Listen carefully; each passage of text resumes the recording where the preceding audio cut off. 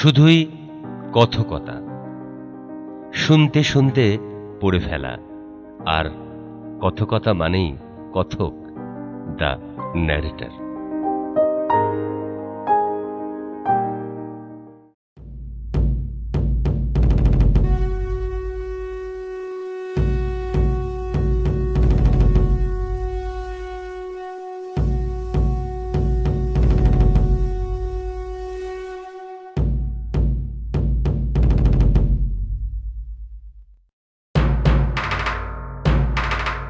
ঘোড়ার পিঠে সে বিজয় বার্তা সগরের দিকে ছুটল।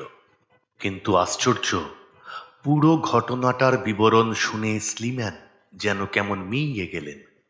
তাকে শুধু একটি কথা বলতে শোনা গেল, এবার আর তাহলে পালাবার চেষ্টা করেনি সে।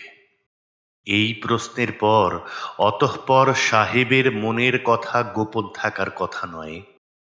ইন্সপেক্টর ঘাড় হেঁট করলেন। ফিরিঙ্গিয়ার বিনা প্রতিরোধে এই আত্মসমর্পণের অপরাধ যেন তাঁরই। স্লিম্যান বললেন, সেই আশ্চর্য মানুষটিকে আমি একবার দেখতে চাই, আজই নয়, দিন কয় পরে। নির্দিষ্ট দিনে বন্দীকে স্লিম্যান সমীপে হাজির করা হলো। সময়টা আগেই জানা ছিল। ঘড়ির দিকে তাকিয়ে সাহেব একটা ফাইল খুলে বসলেন। তিনি যে মনে মনে ওর জন্যে অধৈর্য হয়ে উঠেছেন, সে খবরটা গোপন করা দরকার। ঘরে একসঙ্গে অনেকগুলো পায়ের শব্দ। স্লিম্যান জানেন ওরা কাকে নিয়ে এসেছে। সামনে নিশ্চয়ই দাঁড়িয়ে আছে তাঁর ধ্যানের খুনি ফিরিঙ্গিয়া। ইয়া উঁচু মস্ত চেহারা, সবল হাতের শেষে নিপুণ কটি আঙ্গুল, বড় বড় দুটি চোখ মেলে মানুষটি নিশ্চয়ই তাকিয়ে আছে তাঁর দিকে। কিন্তু সাহেব তবুও একবার মুখ তুলে তাকালেন না তার দিকে। দেওয়াল ঘড়িটা টিকটিক করছে। মৌন ফিরিঙ্গিয়া পাথরের মূর্তির মতো সামনে দাঁড়িয়ে আছে। তার দুপাশে 6 জন সশস্ত্র প্রহরী, তারাও নির্বাক। মনে মনে দৃশ্যটা কল্পনা করতে গিয়ে ফাইলের পৃষ্ঠায় যেন আরো মনোযোগী হয়ে উঠেছেন স্লিম্যান। সামনে তখনও তেমনই দাঁড়িয়ে আছে তার সেরা শিকার ফিরিঙ্গিয়া। সেই ফিরিঙ্গিয়া ব্রাহ্মণ, যাকে হাতে না পেলে তার সব শ্রম, সব উদ্যোগ বিফল হয়ে যায়, যে তার কর্মজীবনে শ্রেষ্ঠতম বর মাল্য। বাধ্য হয়ে আরো 2 পা এগিয়ে গেল জমাদার। হুজুর, হুজুর, ফিরিঙ্গিয়া। ফিরিঙ্গিয়া? যেন জীবনে তিনি নামটা এই প্রথম শুনলেন। ফাইল থেকে ধীরে ধীরে মুখ তুলে স্লিম্যান বন্দির মুখের দিকে তাকালেন। তারপর হিন্দুস্তানিতে জিজ্ঞেস করলেন, তা কি চাই তোমার? স্লিম্যান যেন এখনো সেই ফাইলেই আছেন। ফিরিঙ্গিয়া জবাব দিল, সাহেব, তুমি আমার মা, বউ আর ছেলেকে আটকে রেখেছ। স্লিম্যান বললেন, হুম হুম, সত্য বটে, ওরা আমার কাছেই আছে। ফিরিঙ্গিয়া বলল, সাহেব, আমি নির্দোষ গাঁয়ের লোক। কেন মিছিমিছি তুমি আমার পরিবার পরিজনের ওপর জবরদস্তি করছো? আমাকেই বা কেন ধরিয়ে এনেছ? কেন সাহেব তুমি আমাদের উপর অত্যাচার করছো? স্লিম্যান লক্ষ্য করলেন ফিরিঙ্গিয়া উত্তেজিত হয়ে উঠেছে। তার গলার স্বর কাঁপছে, চোখের সাদা এলাকাটা ক্রমে লাল হয়ে এসেছে। যাক, ক্রুদ্ধ ফিরিঙ্গিয়াকেও তার একবার নিজের চোখে দেখবার বাসনা ছিল, সেটা পূর্ণ হলো। তিনি এবার সোজা ফিরিঙ্গিয়ার চোখের দিকে তাকালেন। তারপর চোখটা সেখানেই বিঁধিয়ে রেখে বললেন, তাহলে তুমি নির্দোষ? হ্যাঁ সাহেব। বিন্দু মাত্র ভয়ের লক্ষণ নেই ফিরিঙ্গিয়ার গলায়। চুপ রও শয়তান! হঠাৎ সিংহের মতো গর্জন করে চেয়ারটাকে এক ঝটকায় সরিয়ে দিয়ে লাফিয়ে উঠে দাঁড়ালেন স্লিম্যান। তারপর অনর্গল রামসিতে বলে চললেন নির্দোষ ফিরিঙ্গিয়ার নির্দোষিতার বিবরণ। ফিরিঙ্গিয়া নির্বাক। এতটা সে আশা করেনি। তার সবচেয়ে গোপন খুনটিরও পুঙ্খানুপুঙ্খ বিবরণ দিয়ে চলেছেন সাহেব। মন্ত্রমুগ্ধ ফিরিঙ্গিয়া ভেবে পাচ্ছে না এ কি করে সম্ভব। অবাক হয়ে সে সাহেবের মুখের দিকে তাকিয়ে রইল। পুরো আধ ঘন্টা একটানা গর্জন করে চললেন স্লিম্যান। তারপর কথা থামিয়ে ওর মুখের দিকে তাকালেন। ফিরিঙ্গিয়া তখনও অবাক হয়ে সাহেবের দিকে তাকিয়ে আছে। সে যেন কোনো মরা মানুষ, তার যেন চৈতন্য লোপ হয়েছে। স্লিম্যান অফিসারদের ঘর থেকে বেরিয়ে যেতে ইঙ্গিত করলেন। তারপর ধীর গলায় বললেন, বলো, রাজসাক্ষী হতে রাজি? এখনো ভেবে দেখো, সময় রইল 1 মিনিট। পকেট থেকে ঘড়িটা বের করে টেবিলে রাখলেন স্লিম্যান। তারপর জানালার দিকে ঘুরে দাঁড়ালেন। কোথাও কেউ নেই, শুধু দেওয়াল ঘড়িটা টিকটিক করছে। মুহূর্ত পরেই আবার ঘুরে দাঁড়ালেন স্লিম্যান। ঠগীদের রাজা ফিরিঙ্গিয়া তখন যেন সম্পূর্ণ অন্য মানুষ। স্লিম্যান অবাক হয়ে দেখলেন, শাল গাছের মতো প্রবল মানুষটা ঘাড় হেঁট করে দাঁড়িয়ে আছে, তার গাল বেয়ে জল পড়ছে।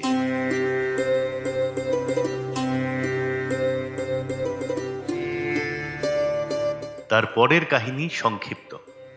স্লিম্যান এগিয়ে এসে ওর পিঠে হাত রাখলেন। চারিদিকে প্রতিবাদের ঝড় উঠল, কিন্তু তবু সাহেবকে ঠেকানো গেল না। ফিরিঙ্গিয়ার হাতের বাঁধন খুলে গেল। ঠগীদের রাজা ফিরিঙ্গিয়া ফিরিঙ্গি ঠগের অনুচর হল। সে রাজসাক্ষী হয়ে গেল।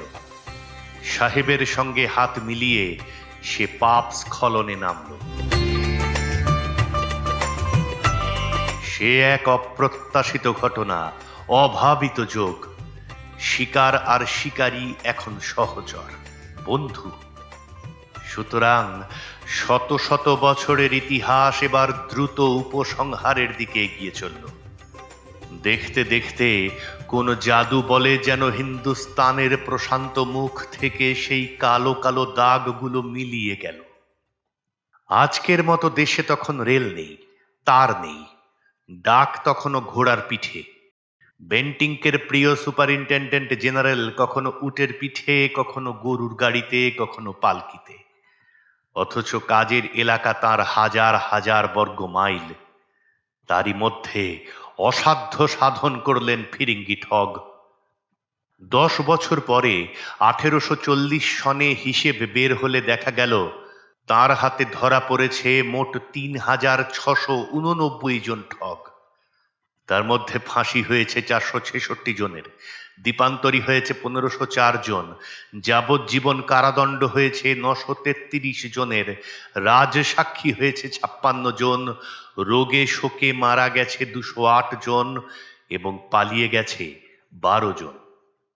যারা পালিয়ে যেত, দুদিন পরে আবার তারা ফিরে আসত। স্লিম্যানের জাল থেকে পালিয়ে যাওয়ার কোনো উপায় নেই। 1834 সনে অদ্ভুত উপায়ে জব্বলপুরের কারাগার থেকে পালিয়ে গিয়েছিল 27 জন। মাসের পর মাস চেষ্টায় মেঝের পাথর গুঁড়িয়ে সেই ধুলো তেলে ভেজা সুতোয় মাখিয়ে মাখিয়ে তৈরি হয়েছিল তাদের করাত। সেই সুতোর করাতে লোহার গরাদ কেটে রাতের অন্ধকারে মিশে লাফিয়ে পড়েছিল ওরা। কিন্তু শেষ পর্যন্ত তবু পালানো হয়নি ওদের।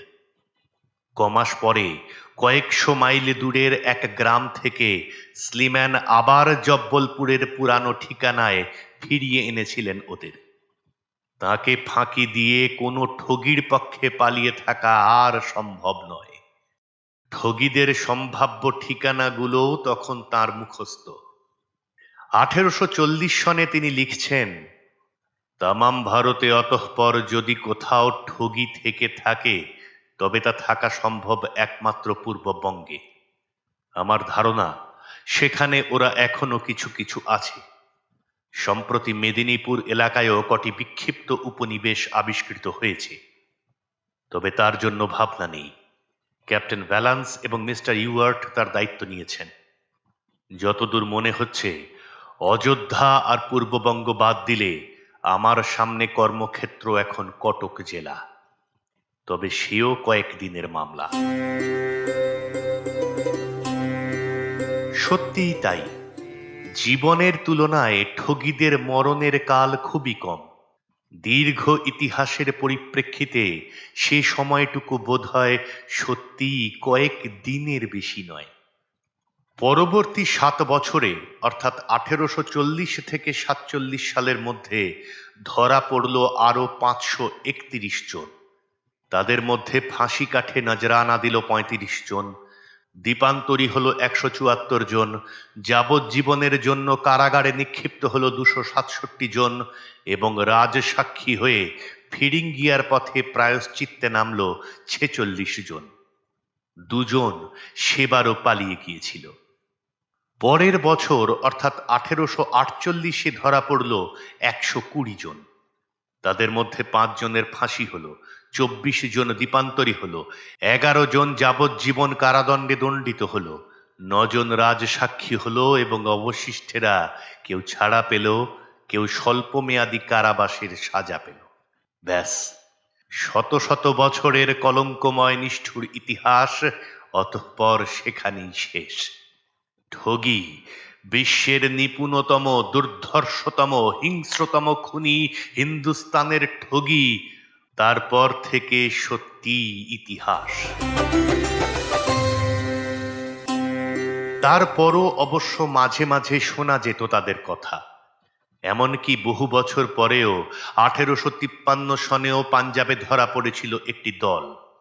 ধরেছিলেন ঠগী স্লিম্যানের পুত্র ষোড়শ লাইট ড্রাগুন এর তরুণ সৈনিক হেনরি আর্থার স্লিম্যান। কিন্তু সে নেহাতি বিচ্ছিন্ন ঘটনা। ঠগী তখন প্রধানত লোক মুখেই বেঁচে আছে বলে। আজও তা আছে, তবে ভারতের পথে প্রান্তরে নয়।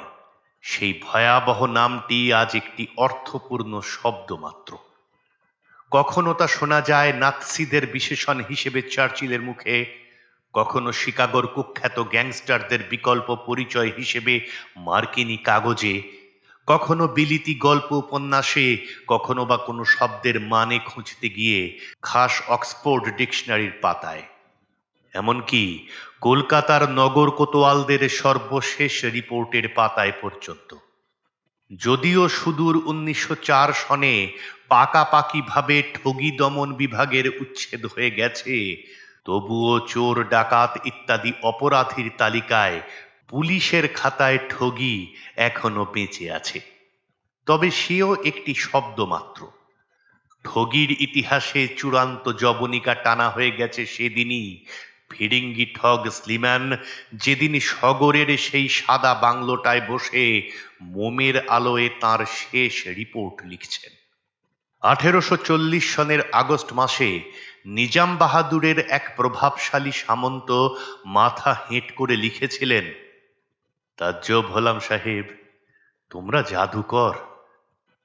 অভিযানের সূচনায় তিনি ছিলেন স্লিম্যানের অন্যতম প্রতিবাদী। সাহেবের এই ঠগ ঘাঁটাঘাঁটিতে একদম মত ছিল না তাঁর। কিন্তু 40 সনের রিপোর্ট পড়ে মত বদলাতে হয়েছিল তাঁকেই। নিজেই তিনি এগিয়ে এসেছিলেন সাহেবকে অভিনন্দন জানাতে। বলেছিলেন, সাহেব, তুমি প্রেরিত পুরুষ। 1851 সনের 17 জুলাই তারিখে বেঙ্গল ক্রনিকলের পাতায় আবির্ভূত হলেন এক বেনামি পত্র লেখক। সকলের হয়ে তিনি লিখছেন, স্লিম্যান, তুমি যা দেখালে সে অবিশ্বাস্য। এর চেয়ে অনেক সহজ ছিল সিন্ধু বা পাঞ্জাব বিজয়। ঠগী দমন পেগুকে সাম্রাজ্যভুক্ত করার চেয়েও অনেক অনেক বেশি কঠিন কাজ। ভারতের ইতিহাসের আর সাধ্য নেই কোনোদিন তোমাকে ভোলে। 53 সনে উত্তর দিলেন স্লিম্যান, আমি এমন বলবো না ভারতে আজ একজনও ঠগী নেই। চলতে চলতে কোনো পথিক হয়তো আজও হঠাৎ উধাও হয়ে যেতে পারেন, কিন্তু নিঃসন্দেহে তা হবে কোনো একক ঘটনা, বিচ্ছিন্ন ঘটনা। সুসংগঠিত দল হিসেবে ঠগী আজ অতীতের কাহিনী। ওদের আর কোনো দল নেই, ভবিষ্যতে কোনো দিন আর তা হবেও না। কোনো ঠগী আর কোনোদিন তার পুরুষানুক্রমে সঞ্চিত বিদ্যাকে পেশা হিসেবে আপন সন্তানের হাতে তুলে দিতে পারবে না। এদেশের জন্যে আমরা যদি আর কিছু নাও করে থাকি, তবে এই একটি ভালো কাজ অবশ্যই করেছি। কথাগুলো স্লিম্যান বলতে পেরেছিলেন কারণ শুধু ঠগী দমন নয়, ঠগীদের পরবর্তী স্বাভাবিক জীবনের ভিত্তিটুকুও তিনিই আপন হাতে রচনা করেছিলেন। তার মানবিক হাতের স্পর্শেই তখন তাদের জন্য অন্য পোশাক, অন্য পরিচয়। কখনো দেখা যেত স্লিম্যান দাঁড়িয়ে দাঁড়িয়ে নির্দেশ দিচ্ছেন আর ঠগীরা পথের ধারে চারা গাছ বসাচ্ছে। গতকাল অবধিও বিনাশ ছিল যাদের ধর্ম, তারা পরম যত্নে মাটি তৈরি করছে, চারা গাছের গোড়ায় জল দিচ্ছে। নর্মদার ঝাঁসি ঘাট থেকে গঙ্গা তীরের মির্জাপুর পর্যন্ত ৮৬ মাইল পথের দুধারে যত গাছ, সব ঠগীদেরই হাতে বসানো। ফিরিঙ্গি ঠগ তাদের ধর্ম হরণ করেই নিশ্চিন্ত ছিলেন না, তিনি তাদের নবধর্মেও দীক্ষিত করে দিয়ে গিয়েছিলেন, স্বাভাবিক মানুষের ধর্মে। ১৮৪৭ সনে জব্বলপুরের কর্মশালায় উঁকি দিলে দেখা যেত যে হাত কদিন আগেও ফাঁসির রুমাল ছাড়া আর কিছু ধরতে জানত না, নিপুণ হাতে সেই হাত ঠকাঠক তাঁত চালাচ্ছে।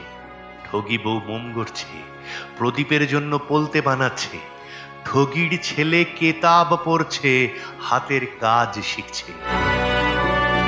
এই শিল্প বিদ্যালয়টি প্রতিষ্ঠা করা হয়েছিল ১৮৩৮ সনে।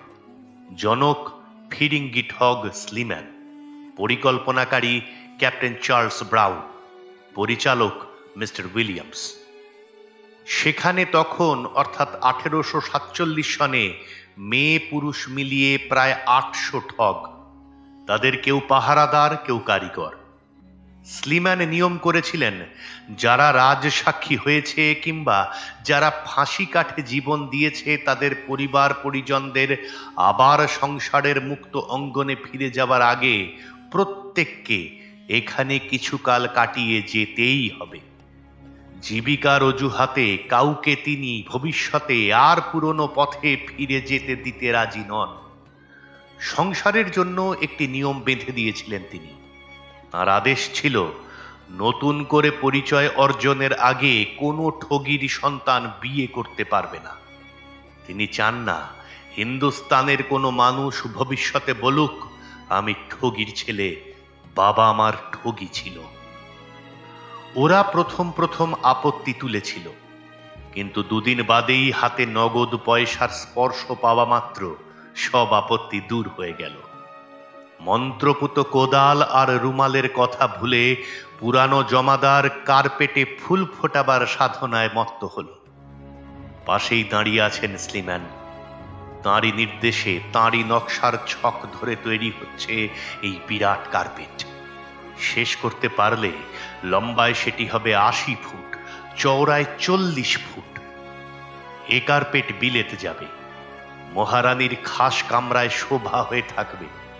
ঠগীদের সম্পর্কে তার প্রবল আগ্রহ। মিডাস টেলারের জনৈক ঠগীর জবানবন্দির প্রথম পাঠিকা তিনি। বই ছাপা হওয়ার আগে প্রুফ কপি পড়তে পড়তেই নাকি তন্ময় হয়ে গিয়েছিলেন তিনি। স্লিম্যান দেখাতে চান শুধু খুনের দক্ষতায় নয়, ইচ্ছে করলে ঠগীর হাত মহারানীকে ফুলের নকশায়ও সমান তন্ময় করে তুলতে পারে। তাই করেছিল। মহারানী ভিক্টোরিয়ার সেই প্রিয় কার্পেটখানা আজও রয়েছে উইন্ডসর ক্যাসেলের ওয়াটারলু চেম্বারে। ওজনে সেটি প্রায় ২ টন। পশ্চিমে হিন্দুস্তানের ঠগীদের অন্যতম স্মৃতি এই কার্পেট। ঠিক তেমনি পূবের চোখে ফিরিঙ্গি ঠগের সবচেয়ে স্মরণীয় স্মৃতি আজ মধ্যপ্রদেশের একটি গ্রাম। সেখানে গাঁয়ের মন্দিরে স্লিম্যানের নামে আজও প্রতি সন্ধ্যায় একটি পিতলের প্রদীপ জ্বলে। সেবার এমএলএকে নিয়ে গ্রামে বেড়াতে এসেছেন স্লিম্যান। সুযোগ পেলেই তিনি তা করেন। চাষিদের সঙ্গে কথা বলেন, তাদের নানান আচার ব্যবহার এবং রীতিনীতি বিষয়ে খোঁজ খবর করেন। কিন্তু সেবার রীতি পাল্টে গেল। গাঁয়ের লোক সপ্রশ্ন দৃষ্টিতে ওদের দিকে তাকিয়ে রইল। তারা খবর রাখে সাহেব বিয়ে করেছে না যে 4 বছর, কিন্তু আশ্চর্য, মিম সাহেবের কোলে তবু কোনো সন্তান নেই কেন? সহানুভূতিশীল পুরোহিত বললেন, সাহেব, অনুগ্রহ করে তুমি এক কাজ করো, মেম সাহেবকে নিয়ে তুমি আমাদের মন্দিরে চলো। এ মন্দিরে যারা পুজো দেন, মা ষষ্ঠীর অশেষ করুণা তাদের ওপর, বছর ঘুরে না আসতেই তারা পুত্রবতী হন। কৌতূহলী দম্পতি হেসে মন্দিরের দিকে পা বাড়ালেন। যথারীতি পুজো আর্চা হলো। স্লিম্যান বললেন, আশীর্বাদ যদি ফলে তবে আমি এ মন্দিরের দৈন্য দশা ঘুচিয়ে দেব। মালগুজারকে বলে রেখো, এর সংস্কার করতে যা খরচ হবে আমি তা বহন করব। সত্যি সত্যি বছর ঘুরে না আসতে এমেলির কোলে এলো ওদের প্রথম সন্তান, হেনরি আর্থার। স্লিম্যান কথার খেলাপ করলেন না। স্ত্রীকে নিয়ে আবার তিনি সেই গাঁয়ে চললেন। মন্দির সারাই হলো। শুধু মন্দির নয়, সাহেবের হাতের স্পর্শে গোটা গাঁয়ের চেহারা পাল্টে গেল। সরকার থেকে 96 একর ফসলি জমি জোগাড় করলেন স্লিম্যান। ভূমিহীনদের মধ্যে তা বিলি করা হলো। গোটা গাঁয়ে ধন্য ধন্য রব উঠল। গাঁয়ের মানুষ এক হয়ে ঘোষণা করল, আজ থেকে এই গ্রামের নাম রইল স্লিম্যানাবাদ। যতদিন হিন্দুস্তান থাকবে ততদিন তার মাটির বুকে একটি গ্রামের ঘরে অন্তত বেঁচে থাকবে সগরের এই সাহেব। দুনিয়া জানবে হিন্দুস্তান শুধু ঠগীদের দেশ নয়, তাদের যিনি উচ্ছেদ করতে নেমেছেন এদেশের মানুষ তাকেও ভালোবাসে। গাঁয়ের মন্দিরে সেদিন সন্ধ্যায় একটি মঙ্গল দ্বীপ জ্বালানো হয়েছিল। স্লিম্যানাবাদ ঘোষণা করেছিল, যতদিন এই মন্দির থাকবে ততদিন প্রতি সন্ধ্যায় এই শিখাটিও জ্বলবে। স্লিম্যানাবাদে আজও তা জ্বলে। এ মঙ্গল দ্বীপ শুধু ফিরিঙ্গি ঠগির উদ্দেশ্যে ভারতের প্রণতি নয়, এ শান্তি প্রদীপ ঠগি মুক্ত ভারতেরও প্রতীক। ভারতে আর ঠগি নেই। রোশন জমাদার, রুস্তম খাঁ, এনায়েত, দুর্গা, কল্যাণ সিং, ফিরিঙ্গিয়া কেউ আর বেঁচে নেই। যদি থাকতো তবে দমকা হাওয়া হয়েই হয়তো ওরা একদিনের জন্য হলেও সেই শিখাটিকে নিভাতে চেষ্টা করত। কিন্তু ঠগির সেই শেষ বাসনার কাহিনীও আজ ইতিহাস। 1856 সনে দীর্ঘ 47 বছরের কর্মজীবন শেষে ভারত ত্যাগের মাত্র কয়েক মাস আগের কথা। স্লিম্যান তখন আর সগরের সেই তরুণ ফিরিঙ্গি ঠগ নন। তিনি পরিণত বয়স্ক প্রবীণ রাজনীতিক। ঠগীদের সঙ্গে তার সম্পর্ক অতি অল্প। 1838 সনে তিনি সুপারিনটেন্ডেন্ট জেনারেলের পদ থেকে কমিশনার হয়েছিলেন বটে, কিন্তু 1848 সন থেকে আবার তিনি পাকাপাকিভাবে রাজনৈতিক আসনে ফিরে এসেছেন। কেননা দেশে আর ঠগী নেই, বাধক ডাকাতেরাও অবলুপ্ত প্রায়। অতঃপর পুরানো চেয়ারে বসে থাকার অর্থ মিছি মিছি সময় এবং শক্তির অপচয়। তবুও নজর রাখা প্রয়োজন। সে দায়িত্ব নিয়ে সুপারিনটেন্ডেন্টের আসনে বসেছেন তার প্রিয় ভাইপো কর্নেল জেমস স্লিম্যান। বুন্দেলখণ্ডে গভর্নর জেনারেলের আপন প্রতিনিধি বিখ্যাত উইলিয়াম হেনরি স্লিম্যান এখন লখনৌয়ের রেসিডেন্ট।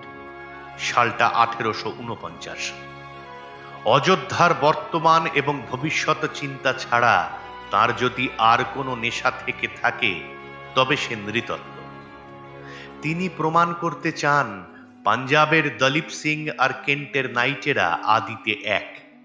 ঠিক তেমনি হিন্দুস্তানের জাট আর জুটল্যান্ডের জুটরাও রক্তে অভিন্ন। সবাই তারা খাসগড়ের লোক। এসব নির্দোষ গবেষণা ছাড়া অসুস্থ ক্লান্ত স্লিম্যানের এখন আর কোনো নেশা নেই। তিনি তখন মনে মনে ভারত থেকে বিদায় নিয়ে ফেলেছেন, আর কমাসের মধ্যেই তিনি এদেশ ত্যাগ করছেন।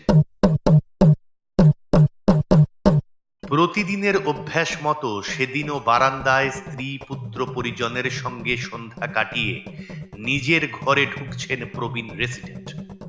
তার একটা হাত অবশ হয়ে গেছে, চোখে আলো কম, চারিদিকে ঘন অন্ধকার। তবুও কি মনে করে হঠাৎ দরজার কাছে এসেই বাঁ হাতে এক ঝটকায় ভারী পর্দাটা সরিয়ে ফেললেন তিনি। সঙ্গে ছিল কন্যা এলিজাবেথ। সে সভয়ে দেখল ছোড়া হাতে একটি লোক দাঁড়িয়ে। তুমি ঠগি! বহুকাল ভুলে যাওয়া রামসিতে গর্জন করে উঠলেন স্লিম্যান। আরো দুবার আততায়ীর মোকাবিলা করতে হয়েছে তাকে। তিনি জানতেন সেই দুজনের কেউই ঠগি ছিল না, ওরা ছিল রাজনৈতিক খুনি। কিন্তু এবার আর চিনতে বিন্দু মাত্র অসুবিধা হলো না তার। রামসিতেই ধমকে উঠলেন তিনি, ছোরাটা আমার হাতে দাও।